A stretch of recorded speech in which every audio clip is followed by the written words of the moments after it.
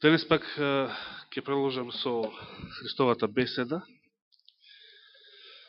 од гората на блаженствата. Ќе се вратиме на Евангелието според Матеј 5 глава.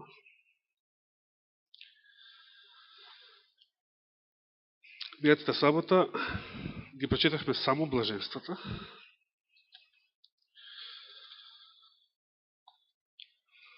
Може не велат дека оваа Христова проповед била на некој начин неговата инаугуративна проповед, како што се вели понекогаш. Меѓутоа, јас не се согласувам со тоа.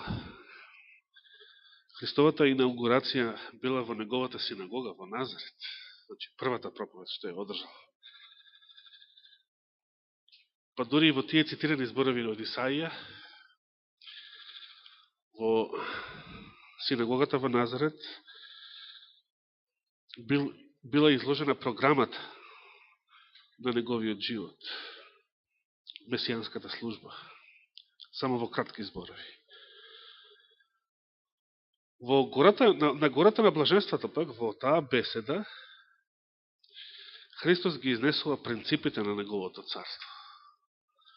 Тој сакал, се уште било на почеток, рана фаза од неговата мисија на земјата, и тој сакал евреите да знаат што да очекуваат од него. Сакал тие да знаат кои се принципите на неговото царство. Сосема спротивни на световните царства, на световните држави. Како што видовме, самите блаженства се нешто невообичаено. Луѓето обично ги сметаат за блажени оние кои што имаат материјални успеси во животот. Или некакви други успеси кои што сепак на крајот се сведуваат на материјален успех. Меѓутоа, Христовите блаженства не беа такви. Не беа такви затоа што Христос ги става во преден план вечните принципи, вечните блаженства, вечните вредности. Бидејќи она што е материјално, она што е световно, е минливо. Се распаѓа, се претвора во прав и пепел. Но оние кои што ја творат волјата Божја, како што напиша апостол Јован, тој останува довек. Светот минува, похотна негова минува. Но оној што ја твори волјата Божја, тој останува довек. Продолжуваме сега со 13 стих од Христовата проповед на гората на блаженствата. Вие сте солта на земјата, но ако солта го изгуби вкусот, со што ќе се осоли? Таа веќе не е за ништо, освен да се фрли надвор и изгази од луѓето. Вие сте светлината на светот. Не може да се сокрие град што се наоѓа на врв планина. Ниту пак светило се пали и става под поклопец, туку на свекник, и им свети на сите вкуки. Така треба да свети пред луѓето и вашата светлина, за да ги видат вашите добри дела и да го прослават вашиот Отец Небесен. Тука ќе направиме пауза, како што и во Библијата се прави. Овој одсек е посебно издвоен. Кому му ги обраќа Исус овие зборови? Вие сте солта на земјата. Вие сте светлината на светот. Кои се тие? Да, учениците, меѓутоа, дали само учениците биле тука, кои што ги слушале овие зборови? Кој све бил тука присутен? Тука било присутно мноштво на луѓе. Не биле само Христовите следбеници. Еве малку екзегетски, овие зборови, кога ние ги читаме, мислим, така веднаш се помислуваме дека се однесуваат за нас, за мен. Меѓутоа, кога Христос ги кажал, за кого првенствено се однесувале? Значи, кој е првото толкување на овие зборови? Значи, овие зборови ги кажал на целото мноштво што било пред него. Биле собрани, значи, по таа безимена гора во Галилеја, може би била гората Тавор, не е битно, како што вели православна традиција. Меѓутоа, едно е битно, сите биле евреи, сите биле припадници на Божиот народ. Значи, Христос вели за евреите, за избраниот народ, вие сте солта на земјата. Вие сте светлината на светот. Значи, вие треба да им бидете сведоштво на незнабожците, на сите други народи. Тие, незнабожците, треба да ги видат вашите добри дела и да го прослават вашиот Отец Небесен. Па, нели тоа и беше најавено повторно од самиот пророк Исаија. Да се подсетиме, кои зборови ги цитираше Исус во синагогата во Назарет од книгата на пророкот Исаија? Да, Исаија 61 глава од првиот стих. Еве ги уште еднаш тие зборови. Духот на Господ Бог е врз мене, зашто Господ ме помаза за да им благовестувам на бедните, или сиромашните, ме испрати да лекувам скрушени по срце, да им проповедам на заробените и на затворениците отворање на темницата, значи на затворот. Да ја проповедам благопријатната година Господова, и зборовите што не беа цитирани, и се однесуваат за последното време, за второто Христово доаѓање, и денот за одмазда на нашиот Бог, да ги утешам сите оние што тагуваат. Ако сте тажни, браќа и сестри, денес, например, ако сте тажни заради ситуацијата во нашата држава, сетете се на овие зборови. Господ е тој што ќе се одмазди врз неговите непријатели, врз новиот светски поредок. Третиот стих вели понатаму, да им сообштам на оние што тагуваат на Сион, значи во Израел, дека ним место пепел ќе им се даде украс, место плачење мирисно масло на радост, место опаднат дух славна облека. Прекрасни зборови. Навистина со право Исаија е наречен најновозаветниот од сите старозаветни пророци. Најблаговесниот. И ќе ги наречат дабови на правда, градина на Господ за Негова слава. И сега овие познати пророчки зборови, кои што сте ги среќавале во адвентистички книги и лекции за крштевање. И ќе ги изградат древните урнатини. И ќе ги обноват старите урнатини. И ќе подноват разурнати градови, запустени од дамнешни родови. Тогаш ќе дојдат тугинци, еве ги странците,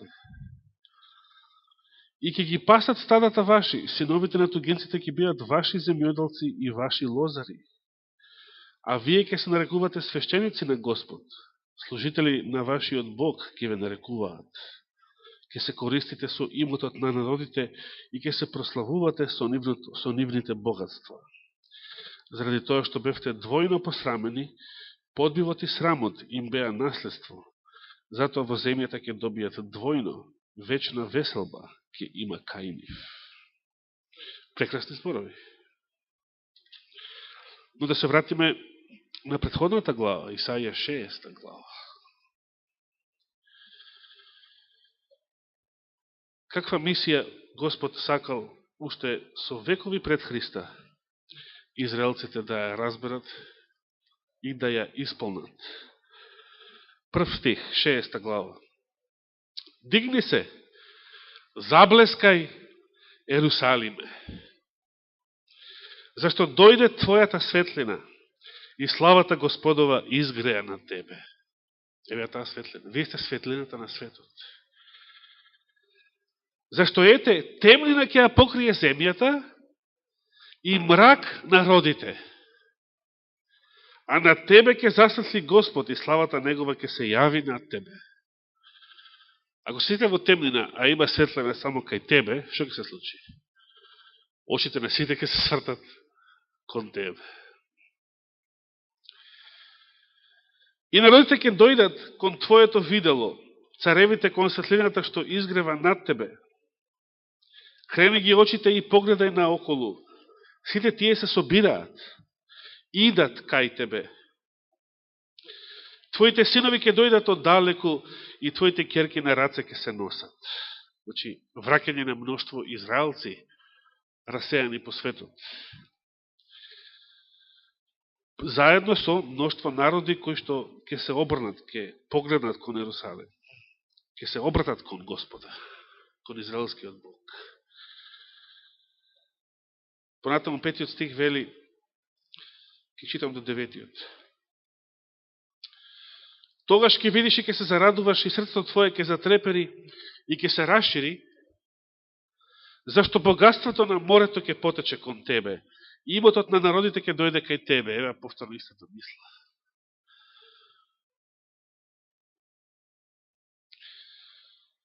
И сега, дали ово се однесува само на евреите, или има и една конечна интерпретација за последно време? Се скевате во Откровението што вели за спасените во Новиот Ерусалим. И ќе го внесат што? Ќе внесат славата на народите во него. Таму во Откровение 21 глава. 6 стих. Множество камили ќе те покријат. Камилите биле главно превозно средство во старо време, особено во Северна Африка и Блискиот Исток. Едногорби камили од Мидијан и од Ефа. Сите тие ќе дојдат од Сева, ќе донесат злато и темијан, и ќе објавуваат славата Господова. Сите кедарски стада ќе бидат собрани кај тебе. Овните невајотски ќе ти послужат, ќе излезат на жртвеникот мој како благодатна жртва, а јас си го прославам домот на мојата слава. И сега еден стих кој што Мирко Голубич го толкуваше, дека се однесува на денешните авиони. Кои се тие што летаат како облаци и како гулаби кон гулабарниците своји? Да, мене ме чекаат островите и пред нив таршишките кораби, значи шпанските, за да ги пренесат синовите твои оддалеку и со нив сребро нивно и злато нивно во името на Господ твојот Бог и на светецот Израелов, зашто тој те прослави. И многу, ако ги читате се останатите зборови од оваа глава, од 10-тиот понатаму, ќе видите голема сличност со описот на Новиот Ерусалим во Откровението. Например, 11 стих, твоите порти секојаш ќе бидат отворени. Во Откровение што пишува за Новиот Ерусалим. Неговите порти никош нема се затвораат дење, а ноќ таму ќе нема ни да има. И така натаму, и така натаму. Со векови израелците ги имале овие зборови, во моментот кога Христос им рекол, вие се светлината на светот, верувам дека множина се подсетиле на ова. Како што во синагогата ги подсетил на пророштвото на Исаија за месијанската служба. А тие зборови не беа далеко, значи видовме едните во 61, овие во 60 глава. Сега во говорот од гората на блаженствата, повторно ги подсетувал на зборовите кои што израелците долго ги занемарувале, бидејќи ја занемарувале собствената мисија кон незнабожците, кон светот. Да бидат светлина на светот. Колку и да звучи парадоксално, во Христово време израелците биле тие кои што не само што не се отвориле кон светот, туку навистина се однесувале како да се запалено светило што се става под поклопец или се затвора некаде во ормар. Спротивно од намената на секоја светилка. да ја осветли целата просторија, да им свети на сите кои што се в куќи, кој што вели 15 стих. Или градот, друг пример, што не може да се сокрие ако се наоѓа на врв планина. Така треба да свети пред луѓето и вашата светлина, за да ги видат вашите добри дела и да го прослават вашиот Отец Небесен.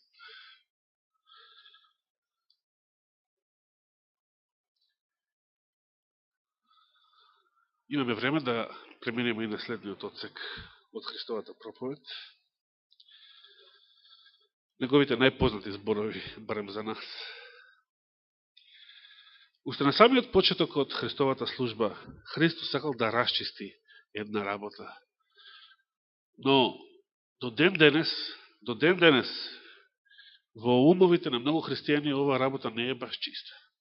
Во умовите на многу адвентисти оваа работа не е баш чиста. Што сакал Христос уште на почетокот од својата мисија да расчисти?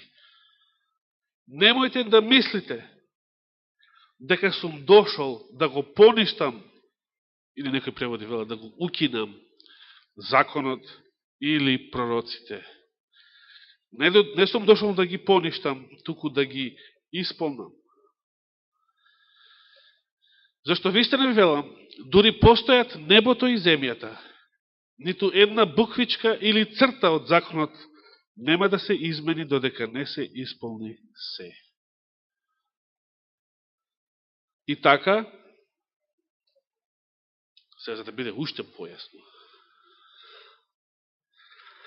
оној што ќе наруши една од тие најмали заповеди,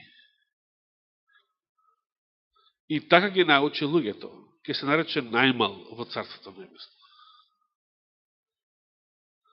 А оној што ќе ги исполни и поучи, тој ќе се нарече голем во Царството Небесно.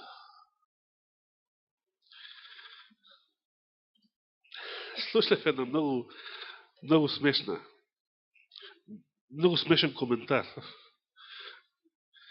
Наводно некој протестант рекол, па добро, нека бидем и најмал, важно да сум во Царството Небесно, нека бидем и најмал. Со други зборови, важно да бидем во Царството Небесно, ако верувам дека законот е укинат, и така натаму, и така натаму. И така ги поучувам другите луѓе. Христос не вели дека таквиот ќе биде во Царството Небесно, туку дека во Царството Небесно ќе се нарече најмал. Тоа се две различни работи. Не е дека ќе влезе таквиот во Царството Небесно, туку во Царството Небесно ќе биде прогласен таквиот за најмал. А дали тој ќе биде таму, тоа е друго прашање. Но ете, луѓето кога сакаат да го заматат она што Христос уште на почеток го расчистил, ете ќе се обидат и со најглупави коментари. И како да сето ова се уште не било доволно, 20 стих вели, зашто ви велам, ако вашата праведност не ја надмине праведноста на книжниците и фарисеите, вие нема да влезете во Царството Небесно. Еве што значи христијански стандард. Праведноста што ја има некој оправдан со вера е поголема праведност од легалистичката праведност.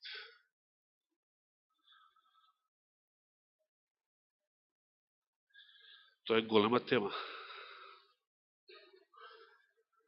Значи, христијанството не нуди некој понизок стандард на праведност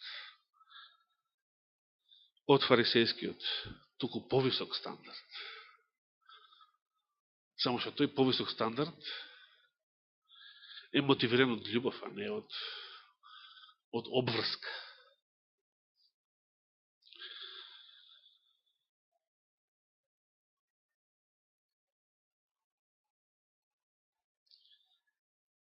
Да се вратиме на почеток на овој одсек, 17 стих. Немојте да мислите дека сум дошол да го поништам законот или пророците. Не сум дошол да ги поништам или укинам, туку да ги исполнаме. Што представува законот и пророците во овој Христов говор? Често пати адвентистите ги цитираат овие зборови, сте читале и вие, за да кажеме дека 10 заповеди не се укинати. Дали само 10 заповеди се законот и пророците? Не. Што се законот и пророците? Што во ушите на еден евреин значил овој израз законот и пророците? Да, тоа била целата Тора, законот, 5 Мојсееви книги, значи сите 613 заповеди, што се наоѓаат во тие книги, ако баш сакаме легалистички да го гледаме тоа, и сите пророчки книги, останатиот дел од Библијата. Значи, се што кажал Господ секаде во светите списи, сето тоа важи, вреди, и сето тоа е, ајде да речеме, повторно еден легален термин, на сила, во сила, како се вели, на македонски. Законот е на сила, така се вели. Кога нешто важи, вреди.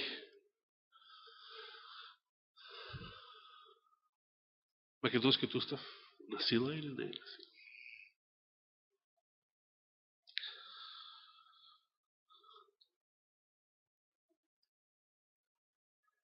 Значи, Христос вели, не сум дошол да ги укинам законот или пророците, туку да ги исполнам.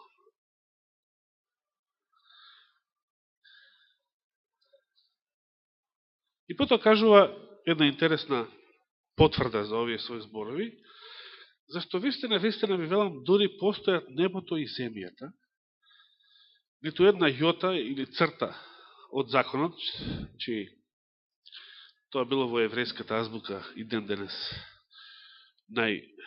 најмалата буква, значи тоа е како апостроф, запрека. Буквата јота.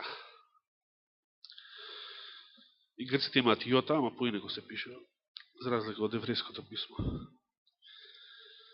Баш во еврејското писмо е многу малата буква, само како запрека, како апостроф, горе само. Значи, ниту една јота или црта од законот, под црта Христос мисли, значи, токму на тоа, таква буква која што се пишува само со една речка. Значи, нешто многу мало. Нема да се измени додека не се исполни се. Што значи тоа да се исполни се? Да се исполни се од што? Од законот и пророците. Во законот и пророците има работи што се уште не се исполнети. Точно или неточно? Точно. Во законот и пророците има еден куп работи што се уште не се исполнети. Пример, пророкот Даниел вели во 9 глава, за да, кога зборува 70 седмици, за да дојде да крај на гревот, се стави крај на гревот. Се ставил крај на гревот до ден денес. Или пророштва што се насуваат уште во Стариот Завет, че во пророците, пророштва што се насуваат за второто Христово доаѓање. Има и такви пророштва. Се исполниле тие пророштва? Не се исполниле. Пророштвото за Јакововите маки, ово Еремија, се исполнило до сега? Се уште не се исполнило. И сега да не набројуваме. Има многу што и во Мојсеевите книги, и во пророците особено. Уште во старозаветните списи има многу што се уште не е исполнето. И Христос вели, додека не се исполни се, и значи, додека постојат небото и земјата, значи, тоа е тоа. Кога ќе престанат да постојат небото и земјата? Еве ќе проучуваме следниот месец, кој ќе преминеме на второто Петрово послание. Кога ќе престанат да постојат небото и земјата? И додека Господ не тогаш кога Господ ќе створи ново небо и ново, тогаш ќе се исполни се. Значи тогаш додека постојат небото и земјата, тоа е паралелизам со ова второто. Додека не се исполни се, што е запишено во законот и пророците. Значи до тогаш нито една цртичка од законот нема да се измени, додека не се исполни се. И сега, и така, оно што ќе наруши една од тие најмали заповеди. И тука би сакал да застанам за миг. Што значи ова најмала заповед? Господ ќе биде прашан подоцна. Учителе добар, кој е најголемата заповед во законот? Меѓутоа, еве, јас запрашувам, која е најмалата заповед во законот? Затоа што Христос вели, оно што ќе наруши една од овие најмали заповеди, ќе биде најмал прогласен или наречен во Царството Небесно. Која е најмалата заповед во законот? Можеме ли да помислиме на некоја? Не е толку битно да го одговориме тоа прашање. Интересно е што покрај овие Христови зборови, ден денес постојат луѓе, христијани, кои што тврдат дека законот е укинат.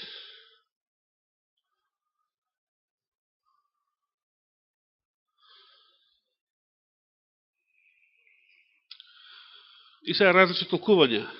Или изменет, католичката црква што вели, изменета е четвртата заповед.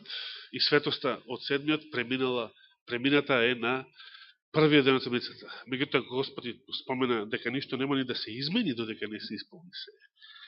Не само што нема да се укине. Ајде да поставиме едно друго прашање. Иако имаме уште само малку време. Да отвориме, например, во посланието до Ефесијаните, 2 глава, ај само ќе ги поставам овие прашања. Ако даде Господ живот и здраве, следната сабота, да, малку повеќе ќе се позанимаваме со нив.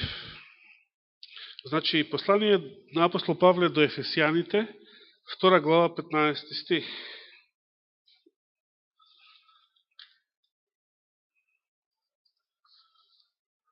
Што запишал апостол Павле? Апостол Петр запишал дека во Павловите списи има некои работи што се тешки за разбирање, кои што неутврдените во верата ги изопачуваат на своја погибел. Интересно предупредување. Еве една ваква тешка мисла за разбирање. Апостол Павле напишал за Христа, еве, 14 стих, зашто тој е нашиот мир, кој од двата народи направи еден и ја разруши преградата што беше меѓу нив. Преградата меѓу евреите и незнабожците, така. Која е таа преграда? Откако, овој превод вели вака, откако со телото свое го уништи непријателството, а законот на заповедите и одредбите го укина. Грчкиот оригинал вели го укина. За да создаде во себе од двата народа еден нов човек, воспоставувајќи мир. И повторно во 16 стих зборува за непријателството кое што било уништено, непријателството помеѓу евреите и незнабожците и нивното единство во Исуса Христа воспоставено. И сега множене велат, ете Господ го укинал законот, Господ дури ги укинал 10 заповеди. Го обесили, да, зашто православниот превод секојаш е во согласност со адвентистичкото толкување. Но протестантите велат, еве го укина, оригиналот вели го укина.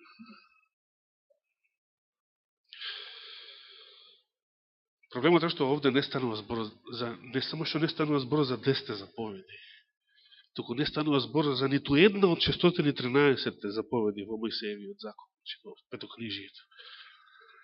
Овде се работи за човечките закони, човечките правила, учењето на рабините. Но сега тоа е друга тема,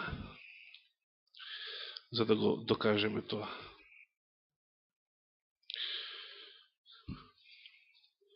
Но ајде да завртиме еден друг стих. Колосјаните 2 глава, 14 стих. Додека го прочитаме, да поставиме прашање. Дали е можно апостол Павле да тврдел во Ефесијаните 2.15 дека Господ го укинал законот, 10 заповеди, Ако самиот Господ рекол, немојте да мисли дека дојдев да го укинем законот и пророците. Значи, сосем спротивното. Заклучок е, сигурно што и да мислел апостол Павле, не го мислел тоа, што протестантите го мислат. Не го мислел тоа. Но ајде в Колосијаните 2.14. Што пишува таму? И таму се споменува некој непријателство, кое што било победено со Христовата смрт. Еве да почнемо од 11 стих заради поширок контекст. Во него сте и обрезани преку неракотвореното обрезание, откако го соблековте гревовното тело на плотта преку обрезанието Христово. Откако се погребавте со него во крштевањето, во кое заедно со него и воскреснавте преку вера во силата на Бога кој го воскресна од мртвите. 13 стих. И вас кои бевте мртви во гревовите и во необрезанието на вашето тело, тој заедно со него ве оживи, простувајќи ви ги сите гревови. И сега што пишува? 14 стих. Што пишува во Константинов, ме интересира. Интересира протестантски превод. 14 стих. Значи, покрај сето тоа, и значи, откако заедно со него ве оживи, простувајќи ви ги сите гревови, и 14 стих, што го избриша дејството на шо? Така пишува дејството. Аха. Добро. И нешто се однесува тоа? Што приковал Господ на крстот? Мнози велат законот го прикова на крстот. Добро, оригиналот вели ракописот. И множени адвентисти побрзаат да кажат, ова се работи за церемониалниот закон. Кога Господ, додека Господ рекол, немојте да мислите дека дојдов да го укинам законот или пророците, ниту една црта и ниту една од овие најмали заповеди. Значи не 10 заповеди, туку некои најмали заповеди. Не сум ги укинал. Никаков дел од законот не е укинат. Не само што 10 заповеди не се укинати, како што мислат повеќето протестанти. Никаков дел од Мојсеевиот закон не е укинат, како што мислат и многу адвентисти. И едни и другите погрешно мислат. Зашто Господ на почеток рече, немојте да мисли дека дојдов да ги укинам. Дека ниту една од овие најмали заповеди нема да се измени, додека не се исполни се, додека трајат небото и земјата. Зошто ние не сме должни да ги исполнуваме сите уредби од Мојсеевиот закон, тоа е друго прашање. Но едно е сигурно, не затоа што се укинати. Не затоа што се укинати. Ништо од законот не е укинато. Еве го пример обрезанието. Зошто христијаните не мора да се образуваат? Може да го сакаат, но не мора да се образуваат. Затоа што стануваат едно со Христа во крштевањето, во верата. Се облекуваат во Христа. Со Христа умираат. Со Христа воскреснуваат. И за нив вреди, за нив важи Христовото обрезание. Значи нема потреба сега повторно обрезание. Христовото обрезание важи за нив. Се што Христос исполнил од Мојсеевиот закон, сите тие обреди, сите тие уредби, сето тоа се смета за исполнето во животот на христијаните. Затоа во животот на христијаните важи само моралниот закон. Бидејќи само тоа е природен стандард за односите помеѓу луѓето и односите кон Бога и односите кон другите луѓе. Меѓутоа, ништо не е законски укинето или правно укинето. Ако со Христа заедно умревме за законот, со Христа се погребавме, со Христа и воскреснавме, истовремено умревме и за гревот. И сега не може да бидем мртов за законот, а жив за гревот. Ако сум мртов за законот, па не мора да го исполнувам целиот Мојсеев закон, истовремено сум мртов за гревот, значи го држам целиот морален закон. Христијаните не се под законот затоа што со Христа умреа и воскресна во нов живот, а не затоа што некој дел од законот е укинат. Па демек нешто важи, а нешто укинато и не важи. Како што тврде и првите пионери на адвентизмот. Не, Господ рече, немојте да мислите дека дојдов да го укинам законот и пророците. Додека постојат небото и земјата, ниту една црта, ниту една од овие најмали заповеди нема да се измени. И тоа сакал да го расчисти и да им биде јасно на евреите уште од почеток. За жал, на мнозина не им е јасно до ден денес. Тука мораме да престанеме, да завршиме.